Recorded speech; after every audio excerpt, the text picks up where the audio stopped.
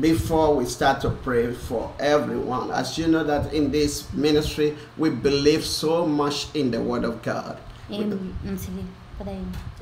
we believe in the miracle power that is in His Word. Thank you, Ma'am Lydia. God bless you, Lydia. We're going to pray for you. Thank you, Ma'am Lolit. God bless you, Ma'am Elinda. God bless you. Okay, so as I want to share this brief message of the Word of God, kindly listen attentively to this. Okay, makinig po tayo sa salita ng Diyos. And the title of the message I want to share, thank you, Mary, my beloved daughter, thank you. The title of the message I want to share is Go Again. So, ang pamagat po sa mensahe sa salita ng Diyos this morning is Go Again. Bumalik ka ulit.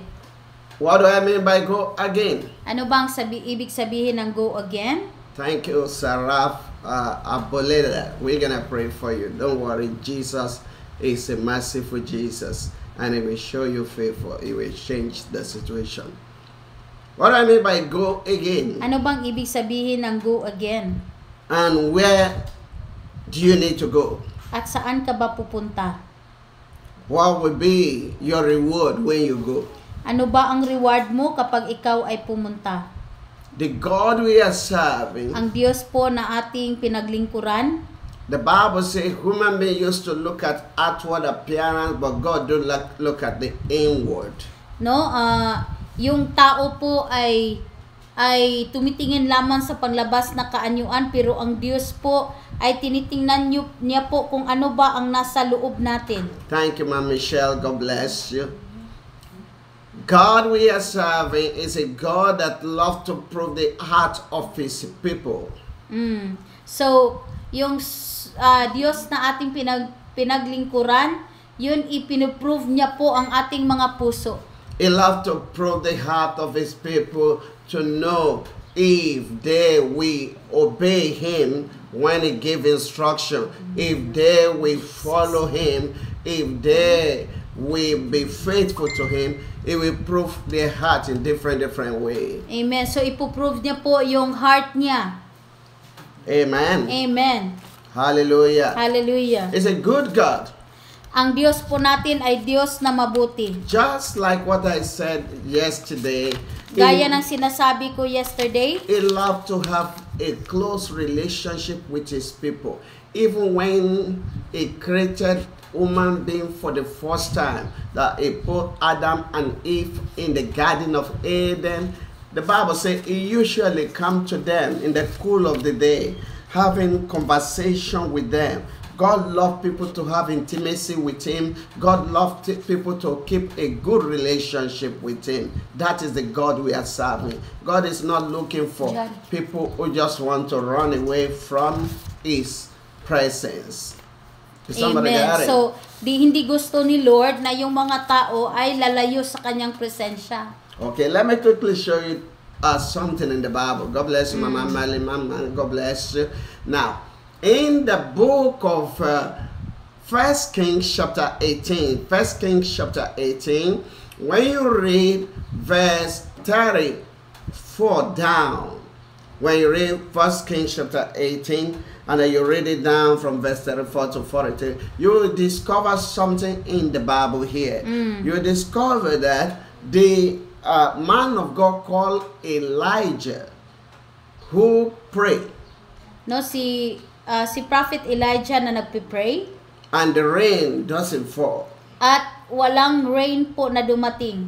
And then it now came to pass that the king came and apologized. Everything was said to, and he decided to pray for rain to come down again. At naka-decide si Elijah kasi siya yung nagpipray na hindi uulan ng 3.5 years. Yeah, no? correct. Tapos, nung hindi umulan ng 3.5 years, nagpray siya ulit na paulanin ni Lord. Thank you, Ma'am Leticia. God bless you. Then, when he started to pray, Noong nag-start na siyang nag-pray, then he sent his disciple, his, what do we call it, assistant. He said, boy, go out and check the firmament. and see if there is a rain or not. So, If there is a sign of rain coming. nung si Elijah ay nagpe-pray, tapos yung yung assistant niya, yung PA niya, always kasama-kasama niya, sinabi niya na pumunta ka sa labas at tingnan mo sa langit kung meron bang nagfo-form na clouds doon. And then the boy got outside and came back and said, "Sir, there's no sign of any rain. There's not going to be a rain this time around." At tapos, lumabas yung assistant niya, tapos sinabi niya, at nang bumalik, sabi niya, "Sir, wala namang clouds doon." He said, "Go and pray." Again. Nag-pray ulit si Elijah. And he told the boy, "Go again." At sinabi niya ulit sa kanyang assistant, bumalik ka ulit doon. He went out and looked up again, no sign of rain. Lumabas yung assistant niya at sinabi na wala pa rin. The Bible says, "Pray again." Kaya nag-pray again si Elijah. He said, "Go again and check." Tapos, sinabi niya ulit sa kanyang assistant, bumalik ka doon sa labas at tingnan mo ulit. The boy came back and said the same thing. Many times po, pabalik-balik po yung assistant niya at sabi niya, wala talaga eh. Until 7 times.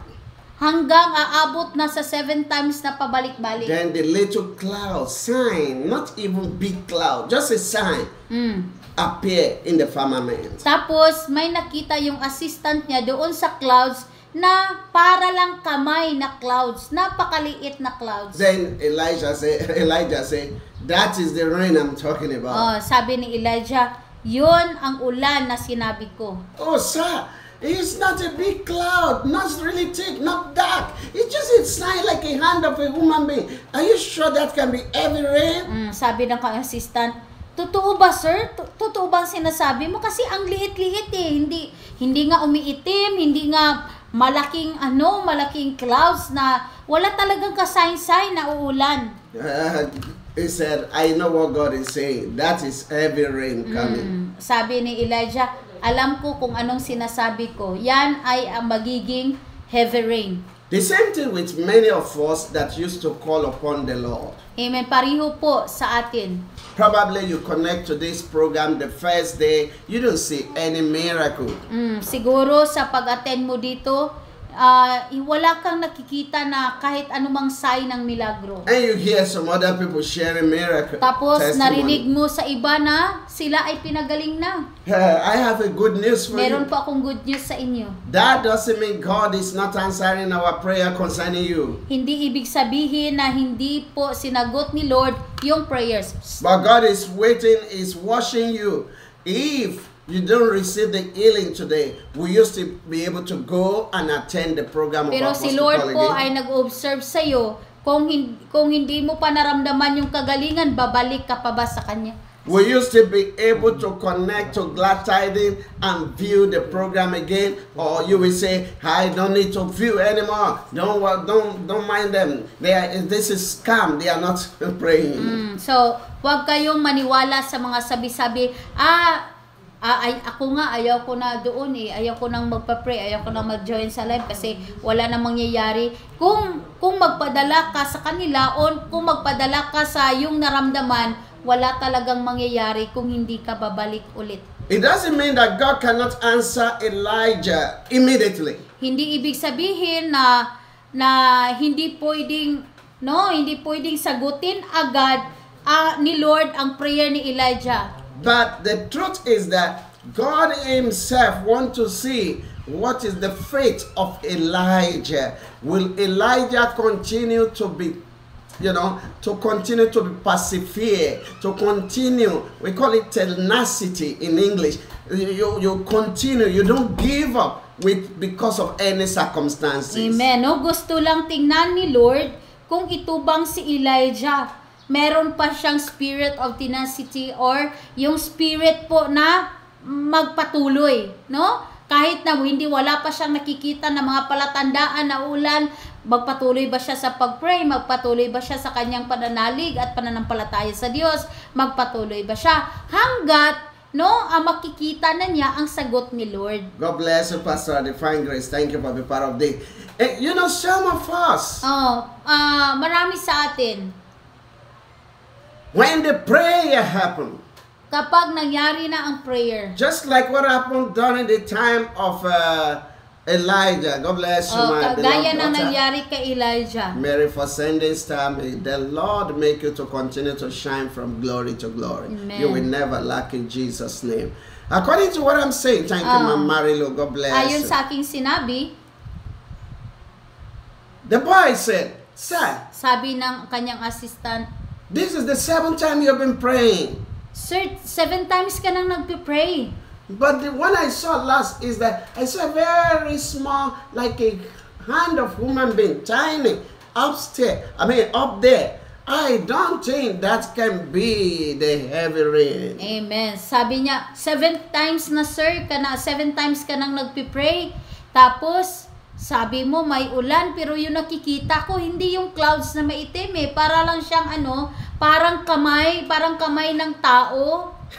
Elijah said, boy, Sabi ni Elijah, boy, you don't need to see a very big sign before miracle will happen. hindi ka na kailangan pa na napakalaking palatandaan para mangyayari yung milagro. When God is doing great things, it used to start it small. Kasi si Lord, kung gusto siyang gagawa ng malaking milagro, malaking bagay sa iyong buhay, nagsisimula siya sa maliit. Some of you are listening to me now. Meron sa inyo na nakinig sa akin ngayon? Maybe the miracle you receive, Siguro yung milagro na na-receive mo, out of 5 sickness you want God to remove from your body. siguro sa mga 5 na mga sakit na naramdaman mo, You said, oh, 1 has been healed. sabi mo, hala, ang isa ay gumaling na.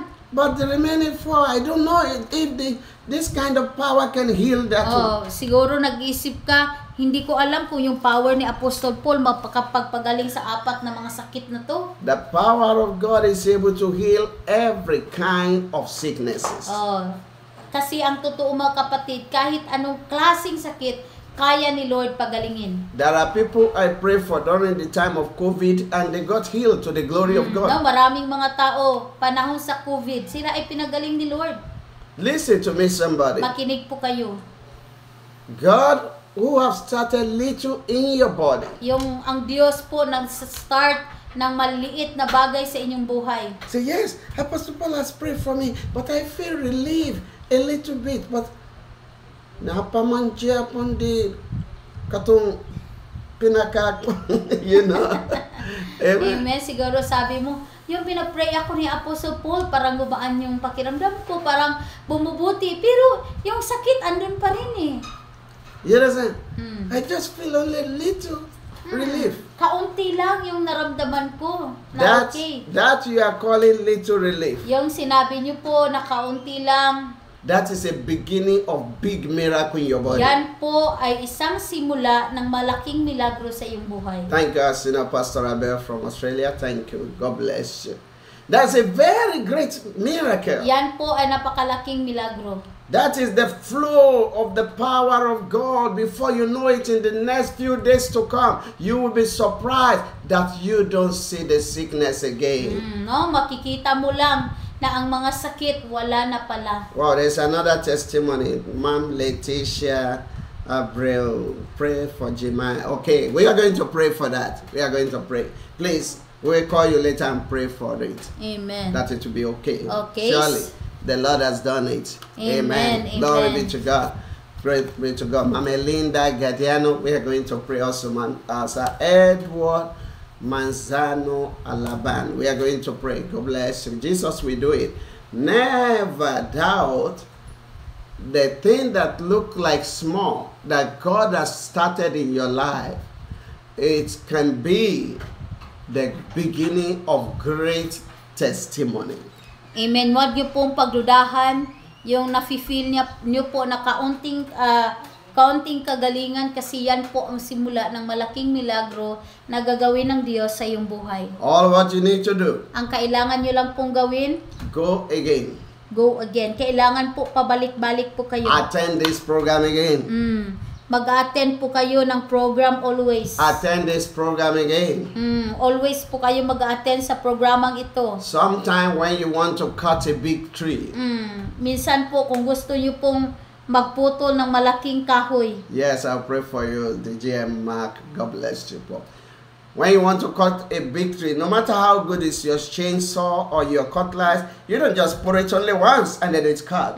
Kahit na napakatalas po na yung Zenzo o ano ba yun, pero hindi lang yan one time na yung kahoy matutumba agad. You have to make it again and again and again and again. Kailangan po ulit-ulitin. And the Lord Himself will surely perfect it. Amen. At surely po, ipe-perfect ni Lord ang iyong kagalingan. Let me round up with one Bible verse in the Bible. Amen. To God be the glory.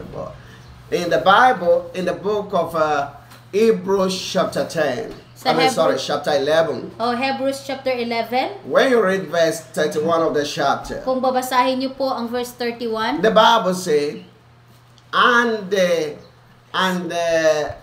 do we call it? The wall of Jericho fell down after it has been round about for 7 days, 7 times. Amen. Alam niyo ba mga kapatid, no? Yung pagtumba ng wall of Jericho, hindi lang once nila nilibot-libot at nag-praise kay Lord. Ginawa nila yun for 7 days and 7 times. Many of you might have read that passage in the Bible. Many siguro sa inyo, nababasa niyo po yung versikulo na yun. God has a power to command the wall of Jericho and say, fall down now. And then it will fall down. Kung tutuusin mga kapatid, may power si Lord na kahit one time, pwede niya patumbahin yung wall of Jericho. But God didn't do that. Pero hindi ginawa ni Lord yun. He told the Israelites, sinabi niya sa mga Israelites, round it. Sige, maglibot kayo. First time, second time to 7 times hanggang each day. 7 times bawat araw. Second day, do the same. Pareho gagawin mo sa first day, second day. Why he doesn't do it within 1 day? Bakit ba hindi niya ginawa yun within 1 day lang? Probably on the 5th day. Siguro sa 5th day or 6th day. Or 6th day. Some of them might give up along the way. Baka sa iba sa kanila mag-give up na. Oh, he said we are going to see it fall down after 7 days. This is the 5th day. There is no cracking, no any sign. The wall is not shaking. Everything just stands strong. I don't think this will work. Amen. Sabi nila, sinabi ni Lord na for 7 days, ito ay matutumba na. Pero ngayon, 5 days na, 6 days. 6 days na. Pero ganun pa rin, napakatigas pa rin. Grabe pa rin yung yung wall. Ganun pa rin. No crack. Hindi nga nagka-crack. No sign that is shaking. Wala nga sign. I'm tired of this turning around. I don't think God is napapagod na speaking. talaga ako sa pagsunod sa sinabi niya. Some might have think like that. Merong mga tao na mag-isip na ganun. But the truth is this. Pero ang katotohanan ito. Since the first day that they ran the wall, yung unang palang bises na sila ay naglibot doon sa wall. God has started working. Amen. Si Lord ay nagsimula ng kumilos. Even when they don't see sign, Kahit hindi nila alam, pero may ginagawa si Lord. God is working already. Amen. Si Lord ay gumawa na. When they go again another day, Nung ginawa nila for the second day, God is working continuously. Amen. Nagpatuloy si Lord sa paggawa, sa pagkilos. When you attend this program first day, Nung nag-attend ka sa programa first day, God is working in your body. Amen. Nagsimula na si Lord na kumilos. He's washing you if you will continue. Tinitingnan ka lang ni Lord kung magpatuloy ka ba. He's washing if you will not lose your faith. Tinitingnan ka ni Lord kung hindi ba mawawala yung faith mo. When you reach 1 week, kapag umabot ka ng 1 week, He's washing what you are going to do. Amen. So siya ay tumitingin kung ano ba ang pwede mong gawin. I'm glad to tell you. Ako po ay masaya na sabihin sa This is the inyo. conclusion. Ito po ang konklusyon. You don't know which exact day is the schedule of final healing miracle. Hindi ko alam kung ano talagang day, ano talagang oras o araw na pagalingin ka ni Lord totally. Somebody is hearing me now. Meron sa inyo dito, Your own day may be today. baka ang oras mo ay ngayon. Your own may be tomorrow. Baka tomorrow. But the most important, Pero ang pinaka-importante po, have the attitude of go again. kailangan meron po kayong ugali na mag-go again. Don't give up on God. Huwag kayong mag-give up. Don't give up on believing Him. O huwag kayong magdududa kay Lord. Trust Him. Kailangan niyo po He's- na mag-trust sa He Kanya. created the whole body system of you. Kasi si Lord ang gumawa ng parts ng iyong body. How will it be hard for Him to heal you? Paano ba na mahirap kay Lord na alisin yung mga sakit at pagalingin ka? He is able. No, si Lord po ay kayang-kaya niyang gawin. Put your trust in Him. Ilagay niyo po ang iyong pagtitiwala kay Lord. Someone is hearing me? Meron sa inyo, Today's your day. ngayon po ang iyong araw. I'm going to pray. Ako'y magpipray sa I'm going to inyo. call upon God. Ako po'y tatawag kay And Lord Jesus will do it. at pagalingin ka ni Lord. God bless you, Ma'am Grace. God bless you, Ma'am Angelico. God bless you, Ma'am Marilu. God bless you, Pastor Divine Grace, Pastor Winnie Franco. God bless you. This is a day of miracle. Oh, Hallelujah. ngayong araw na Thank to you, ay Jesus. araw po ng mga milagro. Jesus, we appreciate you for your Amen. word. Yes, Lord. We appreciate you for your word. Amen. We appreciate you for your word. Amen. Thank you for you love these people. And greater and mighty thing you will do in their life. Amen. Oh, Holy Spirit, we give you praise. Amen. For you will surely heal totally Amen. each and everyone that connected to Amen. this program. Yes, Hallelujah. Lord Jesus, we bless your holy Amen. name. Oh, Rabo Shende Keteria Baba, Christ Shende Keteria Hai Senda. Oh, Rabba Shede Lima Ai Senda. Amen. My Bible says you send your word Amen. and your word healed them. Amen. Oh Lord Jesus, thank Yes, you for the Lord. word you sent to us Amen. again. I declare by your authority, oh Lord, Amen. touch these precious people. Amen. As they connect online, Holy Spirit, Amen. let there be miracle today. Amen. Oh Rabo Shende Keteria Baba, Christ Shende Keteria Aistelia Amen. Danta. Let the healing anointing flow and reach out to these people. Amen. You know them, you know their desire. Amen. You know their desire for their parents, you know their desire for the husband, for the wife, for the children. Amen. You know their desire concerning their own body. Amen. Holy Spirit, now intervene. Amen. Master Jesus, intervene. Amen. Oh, wonderful Jesus, intervene. Amen. The Bible says on the cross of Calvary, you carry away our sin and pain. Amen. And you said it in your word according to the book of Isaiah chapter 53. Amen. Oh, Rabba Shinda. You say, by your stripes we are healed. Amen. Oh, really, my eyes, Shinda. I declare healing in the name of Amen. Jesus. Yes, Lord. Everyone that connected to this program, Amen. wherever you are in the land of the living, Amen. receive healing now Amen. by the power in the name of Amen. Jesus. By the power in the name of Amen. Jesus. By the power in the name of Jesus. Amen. I release anointing Amen. and break every yoke of sickness. Amen. I release anointing Amen. and destroy every attack of the devil. Amen. I release anointing. Amen. I command in the name of Jesus Amen. from your head to the toe be healed. Amen. Ya baba reke seli mabobo Amen. le prosende keteria baba Amen. cry seli apo. By the power of God, receive your healing. Amen. By the power of God, receive your healing. Amen. By the power of God, receive your healing. Amen. I declare cancer is gone totally. Amen. I declare cancer is gone totally. Amen. That breast cancer be healed now. Amen. Ye ma senda le popo wakwaile ma I senda. Amen. Stroke is finished now. Amen. In the name of Jesus. In the name of Jesus. Amen. In the name of Jesus. That liver problem is healed now. Amen. Be healed, be healed, be healed. Amen. That stomach that is swollen up, I command quick restoration. Amen. Go back to normal. Amen. In the name of Jesus, that long time headache be removed by the power of God. Amen. Receive your healing. Amen. Receive your healing. Amen. You the person that is having nervousness. Rabba sheli mabobobo ye ke senda. I declare Amen. perfect healing. Amen. And of this laziness is finished. Amen. In the name of Jesus. Amen. Depression is finished. Amen. In the name of Jesus. Amen. High blood pressure is finished. Amen. In the name of Jesus. Diabetes is finished. In the name of Jesus. Cancer, get out and go to hell. Jesus set them free.